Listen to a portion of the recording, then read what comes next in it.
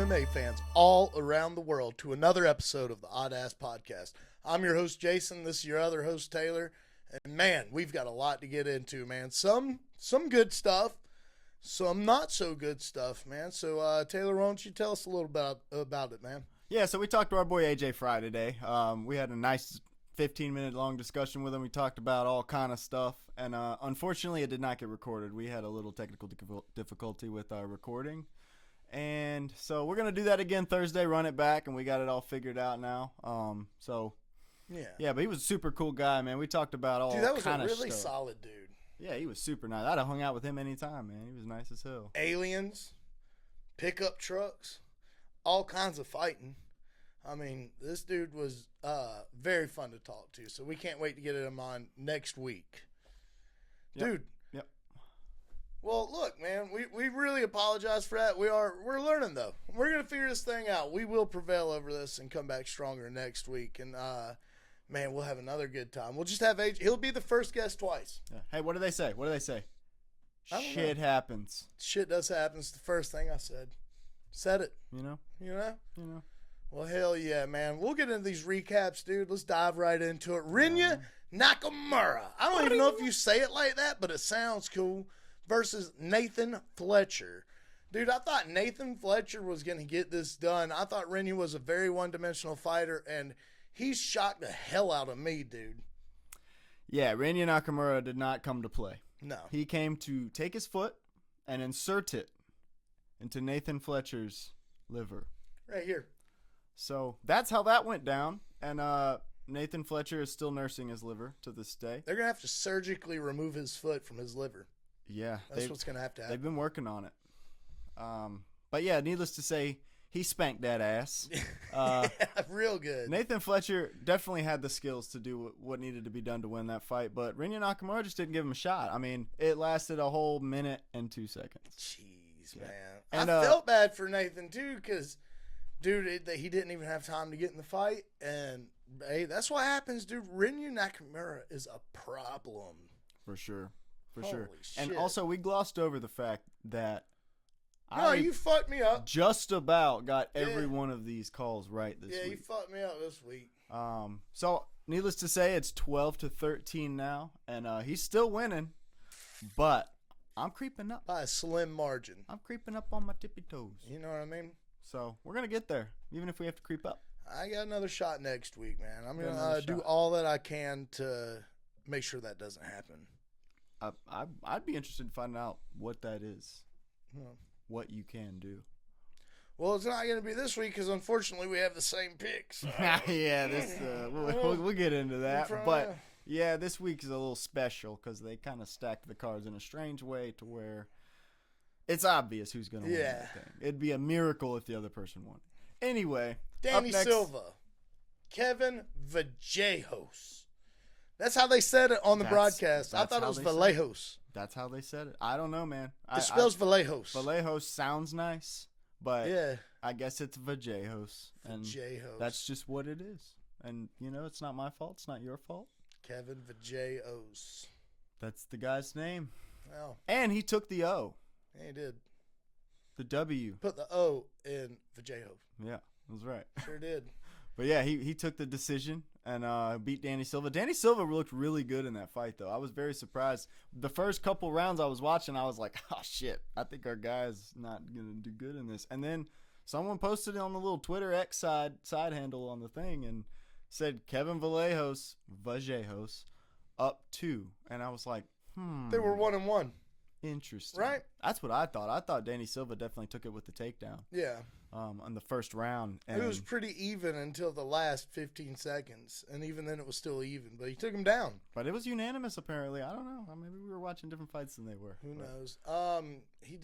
Look, people were giving him a little shit for his shit talking while he's in there and whatnot. But, I mean, the guy was trying to make Kevin do something that he normally wouldn't do. He was trying to bring something out of him and capitalize on that, and it just didn't work. So he looked kind of silly after the fact, but I don't know many people that could get in there with Kevin Vallejos. I mean, he was looking like Bobby Brown in there, man. Dude, he was feeling himself. He really was.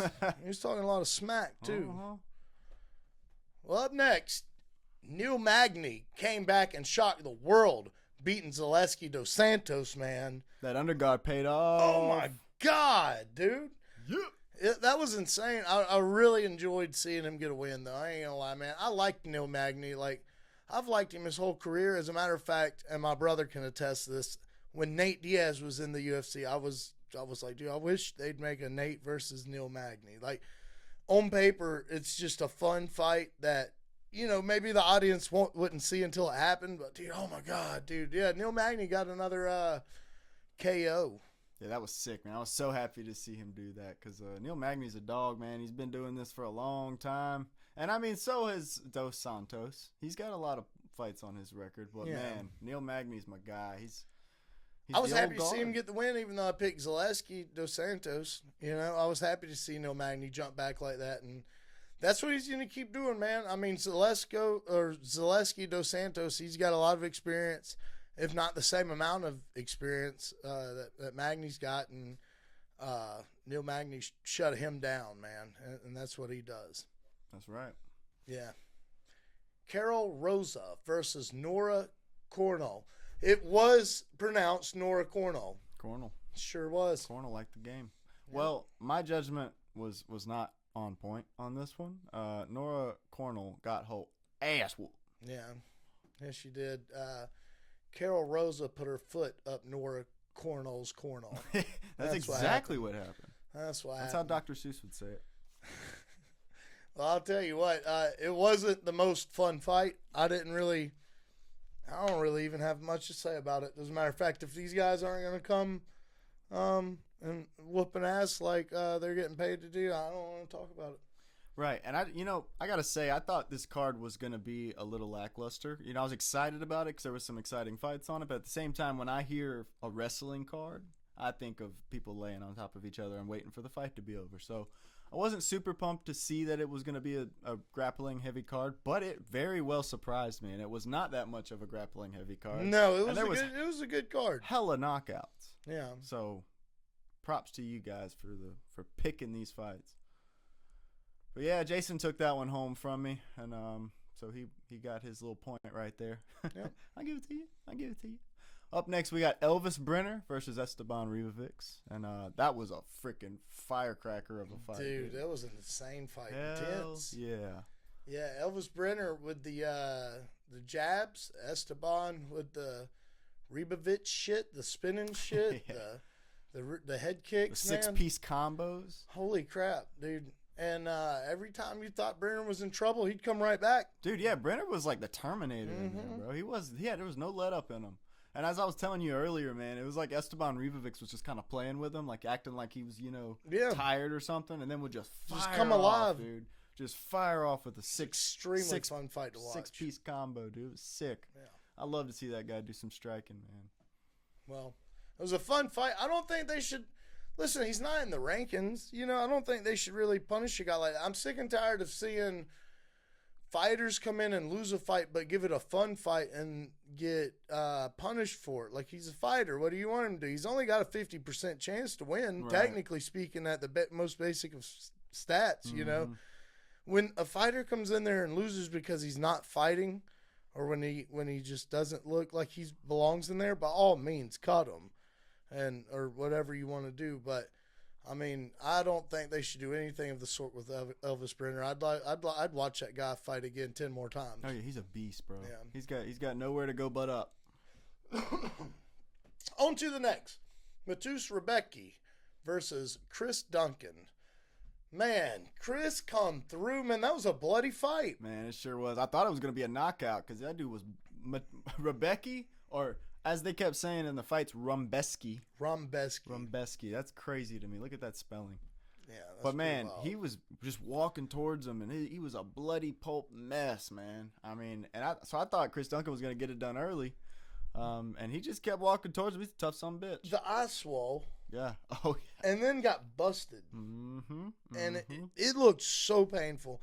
But right when you think shit's going downhill, he turns around and busts up Chris Duncan. But what I'd like to say about this fight, Chris Duncan, and I didn't think it going into it, Chris Duncan threw every single strike with the intent to damage his opponent permanently. I mean, when he threw a body kick and aimed at the arms to tire out the arms and get him hurting, he meant to break the arm. When he punched that dude in the nose, or he threw a lot of twos in this fight. And anytime he landed that thing, it was like he was trying to punch through Matusa's head. Man, damage was the key to this one, and he did a lot of it. True, that was the game changer in this one. I mean, he had him bloody in the first round.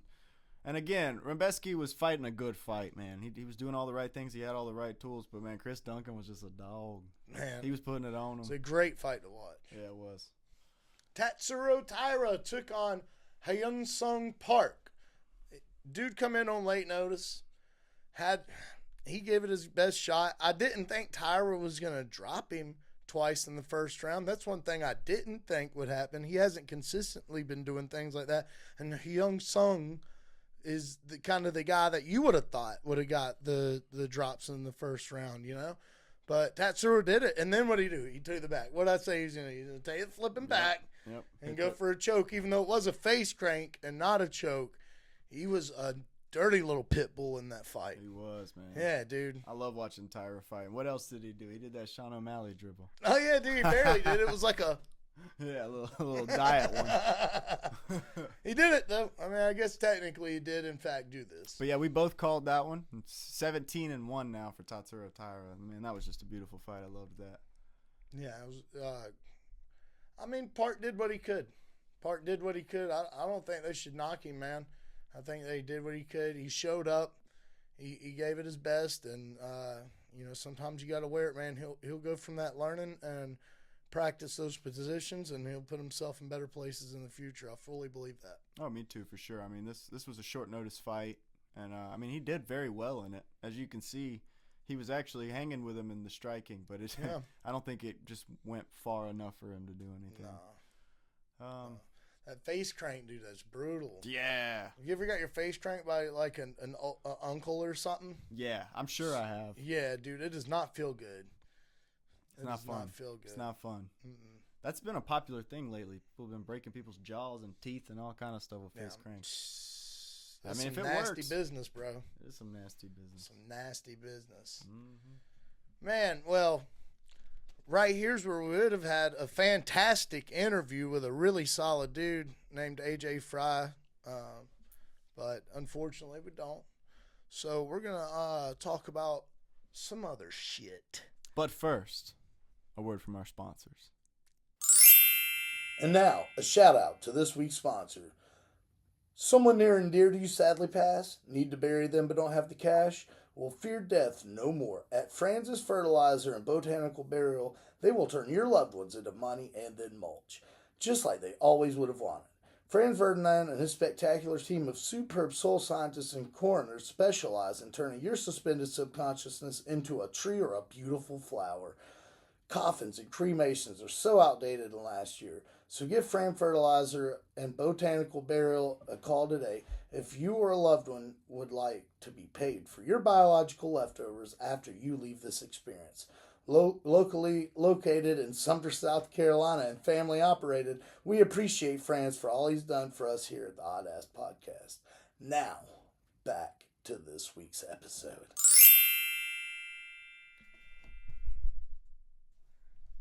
All right. Well, that was a great one. Yep. Thoroughly enjoyed this. Yeah. It's good stuff. Well, look, man. BKFC. What do you think about it?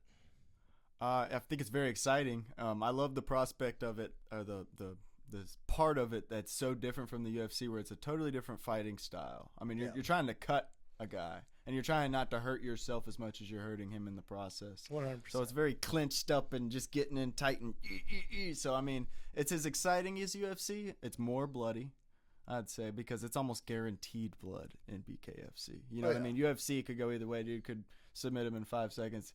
You're getting bloody with BKFC. 110%. Right? You're not leaving there not bloody. No. So go ahead and be prepared for that. Go ahead and be prepared to see the doctor. But yeah, always exciting, man. I love who they have involved in the company now with Connor and Mike Perry and all that. And, super Well, awesome. something super interesting happened over the weekend. Julian Let Me Bang Bro Lane won the welterweight title. Uh-oh. You know, he's got a certain loss to a certain somebody named Michael Joseph Perry. I highly doubt Joseph's his middle name, but it sounded good to start with. But he does. Mike Perry beat him fair and square. Handedly beat him. Huh. So if you think the promotion isn't going to absolutely 100% go after Mike Perry versus Julian Lane next, you're out of your gourd, bro. That's what a great one too, man. I mean, he's already got the King of Violence belt. He goes in there. He fights at middleweight. Who's the champion at middleweight, man? It's the really, really good guy, right? Yeah, David Mundell. Yeah, dude, pound for pound best ever. Mm-hmm. Or currently, however you see it, but I don't think you put Mike Perry against Dave Mundell, and that's not because I don't think Mike Perry could beat Dave Mundell. That's because they don't have the experience that, you know, Julian Lane already has. So I think if you're the BKFC, and certainly Conor McGregor and team Dave, what's his last name? He's a really solid dude. Talks funny. Can't remember his name. But guy that runs BKFC, his first name's Dave. He's a cool dude to listen to. He's got a great story. I think they're not dumb. They're gonna put Mike Perry in there with Julian Lane. Mike Perry's probably gonna win, and then I have a conspiracy that says Conor McGregor, the businessman, might go talk to Mr. Dana White, the businessman, and cut him in on a little of that bare knuckle action. And to those of you that don't want to hear about Conor McGregor, that's fine. But one thing you can't say is that he wouldn't do it, because he already has. He let him go fight Floyd. They already did it. So if you sit here and tell me that he won't let him go fight Mike Perry and generate some type of revenue from that on whatever scale, you're wrong. I'm excited to see the couple months coming in bare knuckle. We also have Ben Rothwell, heavyweight champion over there, man. I mean, obviously fought in the UFC, and he did some good things in the UFC. People like to, you know, remember the bad shit so much that they forget the good shit. Dude, he really did well in UFC. So I'd like to see what they do with him. He already knocked out their champion and took the belt, but he did it with ease. It's like they do this thing called toe the line. It's literally the size of his flag. There's a foot here, a foot here. When the ref says go, you start scrapping. He hit him like once, I think, maybe twice, and it might have been him going down from the initial one. I think it was, what's the other guy's name? Mick Terrell, I believe it was. Plus, you got Parker Porter over there. Parker Porter's from UFC, and people might not, he might not have did as good as Ben Rothwell, but he's doing good in bare knuckle, and I'm here for it, man. I'm excited to see what's going on over there with those guys. What do you think? I'm with it, man. I love it. I just want to see more bare knuckle fighting. Yeah. And I love seeing these old UFC guys go into bare knuckle, and they try to do the UFC thing in there, and it doesn't always work out for them, like Luke Rockhold. But props to him for even getting the hell in there, dude, because that's brutal shit. And they know it when they're getting into it. Yeah. Luke Rockhold said it was a stupid sport to get into because you're not, there's no protection against getting hurt. But it's like, isn't that what fighting is? Yeah. Isn't that what fighting is? That's what I thought. I think Luke Rockhold's just kind of being a baby about it. Well, I wouldn't tell him that. I like Luke Rockhold. I'm not talking shit. Maybe I am talking shit. He's just done his time and he doesn't want to do it anymore. Yeah. No, dude, he's fighting coming up. Really? Yeah, he's boxing. He's boxing Darren Till. Ooh. Yeah, solid. And Tony Ferguson is fighting some guy named Salt Poppy. Oh, yeah. I keep seeing that. I've never heard of this dude. Who's this guy? I mean, I'm guessing he's a meme guy because that's what that sounds like. Like a YouTube guy. Yeah. But, I mean, that's about a name like Patchy Mix, It's like, what? Dude, Patchy Mix is like a legit fighter I've heard of, though, And I'm going to have to do some deep diving into this Salt father. Salt I will not call him Poppy. Father of Salt. Yeah. Man, but yeah, no, I'm going to watch that. I can't wait for that. AJ's got a fight coming up. He said he's going to send us the link for that. That'll be a real fun watch. We're going to share it on our YouTube and Facebook so you guys can go check it out, man. And I reckon, dude, really, really, dude, I think AJ's going to go to the UFC. Oh, I can see that for sure, dude. With another win, the Contender Series going on, he even said it. He even said, that he had hopes for it. And, he's extremely active. He's a big dude. And he's young. He's charismatic, man. I can't wait to see what happens with that dude, man. Well, there's a reason Tom Aspinall's in the position he's in, and he reminds me a lot of Tom Aspinall in the way that he fights. And I think that's what's going to be taking over the new guard of the heavyweight division. It's a bunch of Tom Aspinalls. Yeah, and he's on that list, man. He checks off all the boxes the UFC's looking for when they're looking for Contender Series guys. And with the pile of shit that the heavyweight division is right now in the UFC, they need guys like AJ Fry. For sure. Yeah. Well, let's get to our picks for this upcoming week's event, man. If you think about it, the UFC just lost most of their UFC heavyweights to old age from John Jones. The John Jones plague came through. Well, kept them so inactive that they just, slowly. Well, another thing you got to take into consideration with these big guys is the really big guys, the 6'4", 6'7", 6'8", 6'3", and up. Really, these guys get drafted by the NFL. That's true. They get taken into rugby and other physical contact sports before they even think about the UFC or boxing. You know what I mean? Mm-hmm. Like boxing's another really good one that attract young men into going and doing that. So. Yeah. It's harder to find the big heavy guys, man. And UFC, just holla at your boy, though. He's got a fight coming up. You holla at your boy AJ Fry. It's a bad motherfucker. You hear me? From the South. You know what I mean? Let's get to these fighter picks. Let's do it. I'm excited about this, dude. This is Hell your boy yeah. fighting this week.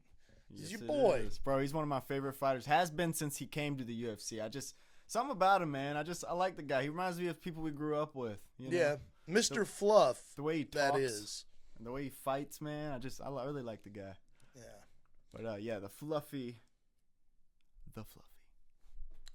Eric Anders is taking on Christian Leroy Duncan this Saturday, live and free on ESPN.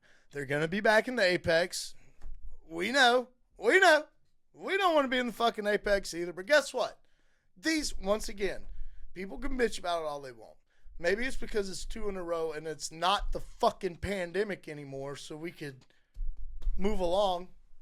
But these are the kind of cards that I'd like to see at the Apex once a month or a month and a half, You've got, it's a solid lineup of people, and maybe most casuals wouldn't know who these guys are. Maybe some really educated MMA fans wouldn't know who some of these guys are.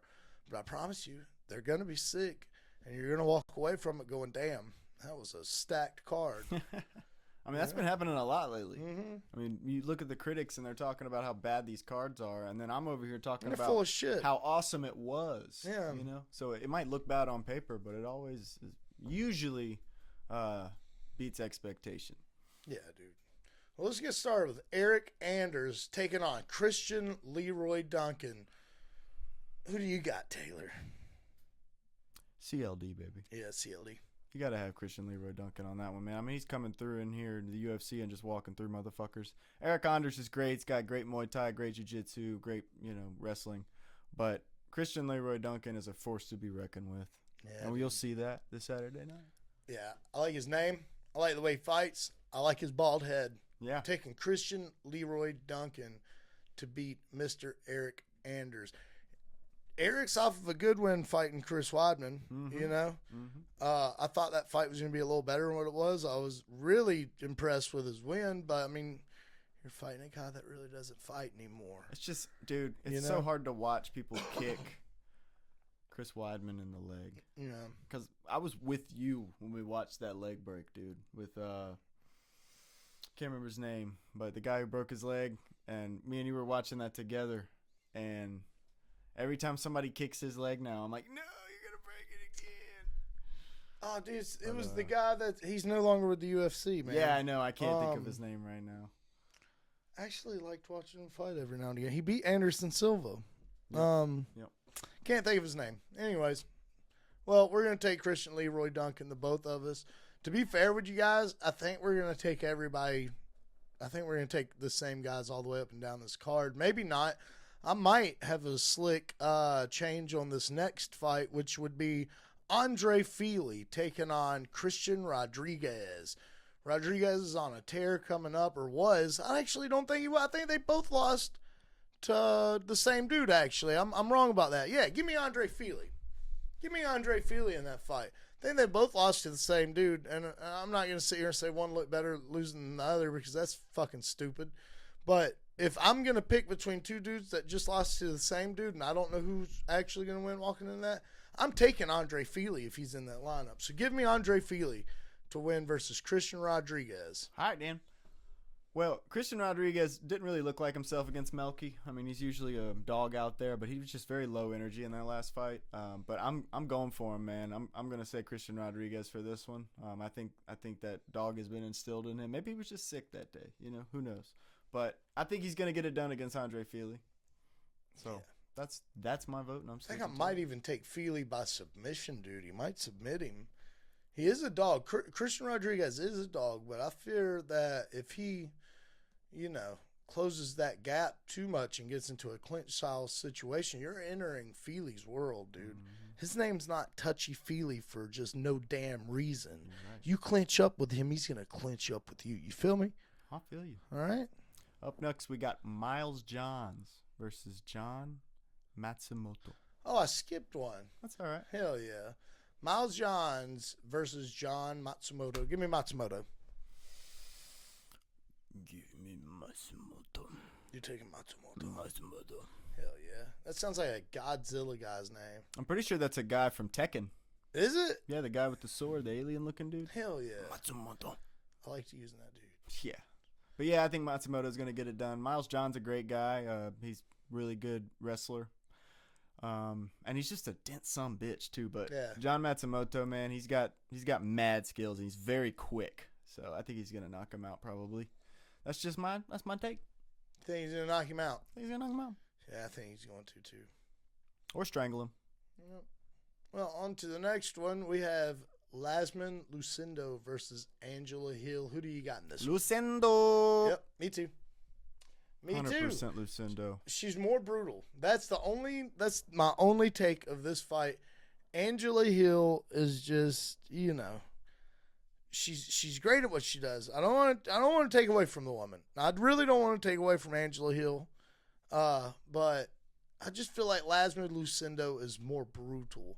And she's gonna apply the pressure and just beat this woman up. I think I'm gonna take Lasman Lucindo by TKO. Maybe she gets her up against the cage and goes to those bodies. Maybe she drops with a body shot. That's what I think. If I'm not mistaken, Lucindo's like 20 years old. She's really, really young, and she's just been chewing up and spitting out these older people. Mm-hmm. And I think she's gonna do it again tonight, or not tonight, Saturday night. Hey, Angela Hill's grandparents got abducted by aliens, right? Oh, yeah, Betty and Barney Hill. Dude, I read that story when I was in, like, first grade. Yeah. Yeah, and then I found out on Joe Rogan's Experience about that. That's crazy, dude. Yeah, dude. It's pretty sick. You guys should go listen to that if you don't know what we're talking about. On to the next one. Steve Erceg taking on Ode Osborne on short notice. Give me Erceg. For sure. I really like O'Day Osborne. I like his personality. I like his fighting style. Hey, he's fast kicks. You can be a great guy all you want to. You can be a great guy all you want to. It's time to fucking shut that cage door. You gotta let all that shit. And he does. Dude, the guy fights like a little ninja, dude. He does. He legitimately fights like a little samurai, dude. He's got an awesome to watch fighting style. He's one of the few guys in the UFC who, when you watch him fight, he looks like a traditional Muay Thai fighter. 100%. Like from Thailand. Yeah. Steve Erceg's just going to be too much for him. Oh, dude. It's going to be way too much for him. At this point, though, you can even just make the argument that Steve Erceg has championship experience. Yeah. He's fought for the belt, dude. And whether that was a solid run for his money, whether that was a fluke or not, you still got that experience. It wasn't even a fluke, dude. I mean, like, getting the opportunity because last minute, you know what I mean? Hey, he was putting in that work, bro. But, dude, he showed his ass in that fight. Yeah. Dude. Yeah, Steve Erceg's a bad little motherfucker, bro. For sure. I got him definitely knocking out O'Day Osborne. I don't know how it's going to end. I'm just going to take Steve. And you've got my vote, Steve. On to the main event of the evening. That's right. Roman Dolidze is taking on Anthony Fluffy Hernandez. Give me Fluffy! Give me Fluffy too, man. Anytime Fluffy's fighting, I'm taking Fluffy. You kidding me, man? That's my dude right there. Yeah, dude. Yeah, I think they're pretty close in the stand-up. I think that that Hernandez's pressure and his top game, the weight that he's going to put on top of Roman Dolidze and his guard and, just on top of him in general, whether it's half guard or north to south or any of those, like, he's going to be on top of him heavy, bro, pushing him down, making him feel like he's about to become one with the canvas. And he's going to beat his head in. Anthony Hernandez actually understands TK or GNP, ground and pound, and how to apply it during a fight, unlike most fighters in the UFC, it seems like anymore. Yeah. And when he gets down there, it's not boring. He might be a grappler. He can strike. That boy's got hands. But you let him get you to the ground, dude, and he's going to box your ears off until you let him choke you the fuck out. That's right. He's super well-rounded, man. I think he can do it anywhere. The only place I think Roman Dolidze could pull up a win from is with his UFC experience in general. If he can find a way to channel that and turn it into a win, I think he could do it. But if we're talking about skills, all-around skills, I think Fluffy takes it 9 times out of 10. Yeah, hell, dude. I might even go 10 out of 10. Yeah, dude. I mean, I don't know if I'd say all that, but 10 out of 10. 8 out of 10 at least. Roman's a bad dude, though. Roman's got good get-ups. He's got good takedown defense. He's got really awesome striking. I just think that Anthony Hernandez is close enough to him in the striking where he can stand up with him. And I think that his wrestling and jiu-jitsu is going to play a key factor in this. Roman might be able to stuff the first 1, 2, 3, 4. But what happens when this guy's coming after you for the 5th, 6th, 7th, 8th, 9th, 10th, 11th, 12th time, dude? You're going to get tired eventually, and you will succumb to your lack of stamina. For sure. I don't think he's going to be ready for it. I do not think so. He beat Anthony Smith. Who didn't? I love Anthony Smith. I went and watched a fight card all about that dude, just for that dude. You're not winning this one, Roman. And this may very well be Anthony Hernandez's biggest test. Oh, undoubtedly. Yeah, he beat Brendan Allen, correct? Mm-hmm. Yeah, beat Brendan Allen last. I'd say Roman Dolidze is a little more of a challenge than Brendan Allen, especially in that respective time frame. Especially then, Roman was going through guys. And still kind of is. And I mean, not little guys either. Roman Dolidze's fought some big names. Dude, he's a big dude himself. Yeah. Yeah. I mean, he might not got the name just yet. He's on the verge of it. He's got to be, dude. For sure. I mean, he's an exciting fighter to watch. Guys, check it out. Live and free this Saturday on ESPN+. Man, I can't wait for DDP versus Hamzat, bro. Dude, just a couple more weeks. A couple more weeks. Is Jared Cannonier versus MVP on that card as well? Yes. Yeah, dude. Yes, it is. I can't wait to break that down. I can't wait. Dude. That whole card's going to be amazing. We might even just do fight picks on the entire card. We might, from bottom to top, dude. For sure. Yeah, dude. Hamzat all day, though, for me. Well, guys, we've been networking. We've been trying to figure out this interview stuff. We're sorry we didn't get it to you this week. We promise we're going to knock this thing out. And we've already figured it out, as a matter of fact. But we'll get this thing knocked out. AJ's a great guy. He understood what the deal was. And we're going to get him back next week and get this thing flowing. And we've got a couple people lined up, man, that are going to blow y'all's heads. Like, y'all are not going to be able to predict some of the guys that we're going to have on. So I'm excited for that. He's excited for that. Hopefully the oddballs out there are excited for that. And with that, I think that I am done fucking talking and we'll be leaving now. Thanks for stopping in. Bye, Jason. Later, bud.